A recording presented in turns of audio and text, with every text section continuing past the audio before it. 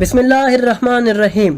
کوہ کاف کیا ہے اور وہاں کون رہتا ہے؟ یہ کائنات کے پردوں کے پیچھے چھپا ایک ایسا راز ہے جس کا ادراک صرف انہیں ہے جنہیں رب نے علم لدنی عطا فرمایا۔ یہ وہی کاف ہے جس کا ذکر قرآن کی ایک سورہ کے آغاز میں صرف ایک حرف کی صورت میں ہوا، کاف، بس ایک حرف، لیکن اس ایک حرف کے پیچھے چھپی ہے ایک مکمل لرزہ خیز ناقابل فہم کائنات۔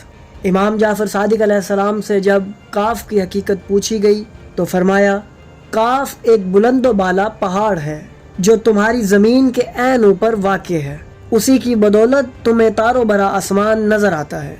یہ پہاڑ ہماری نگاہوں سے اوجھل ہے مگر حقیقت میں وہی کائناتی توازن کا راز ہے۔ نبی کریم صلی اللہ علیہ وآلہ وسلم سے جب اس کاف کی حقیقت پوچھی گئی تو آپ نے فرمایا، اس کے پیچھے 70 زمینیں ہیں، کچھ سونے کی، کچھ چاندی کی، کچھ مشک کی، پھر ایسی زمینیں جن میں فرشتے بستے ہیں، جہاں نہ گرمی ہے نہ سردی، ہر زمین کی لمبائی 10,000 سال کے برابر ہے، پھر ایک حجاب ظلمت، پھر ایک حجاب ہوا، پھر حجاب نار، پھر ایک عظیم سانپ جو پوری دنیا کو گھیرے ہوئے ہے، اور قیامت تک وہ سانپ اللہ کی تسبیح کرتا رہے گا، اور اس سانپ کے پیچھے اللہ کا علم اور اس کا فیصلہ موجود ہے۔ ناظرین، یہ وہ اسرار ہیں جو نہ کسی فلکیاتی دوربین سے دکھتے ہیں، نہ فلسفہ ان تک پہنچتا ہے، یہ صرف اہل علم کے وارثوں کو معلوم ہے، وہ کہ جنہوں نے بچپن ہی سے خدا کی قربت میں تربیت پائی، جن کا علم فقط الفاظ نہیں، کائنات کی اصل زبان ہے۔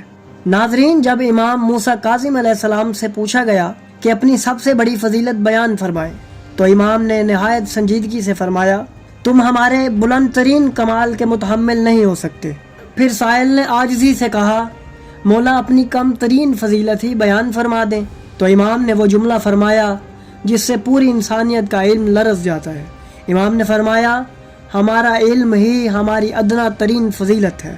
ناظرین، یہ کوئی معمولی بات نہیں تھی، یہ اعلان تھا اس نورانی سلسلے کا جو نہ صرف زمین بلکہ آسمان کے رازوں سے بھی واقف ہے۔